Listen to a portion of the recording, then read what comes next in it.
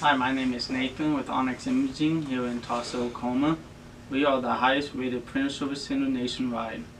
If you're interested in learning how to receive free label on all of your service calls, as well as how to qualify for a free printer upgrade, contact us today.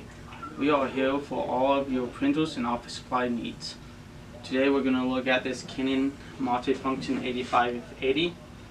The problem we're having with it is when using the document feeder, it's leaving lines and smudges on the paper. So we're going to open it up, and if you notice those two pieces of glass, this first piece is for the scanner bay, the second piece here is for the document feeder. So we're going to clean it off.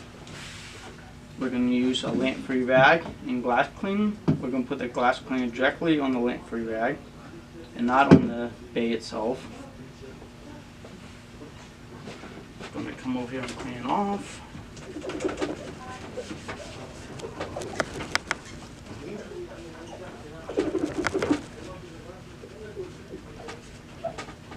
Once it looks nice and clean, we're going to close it up.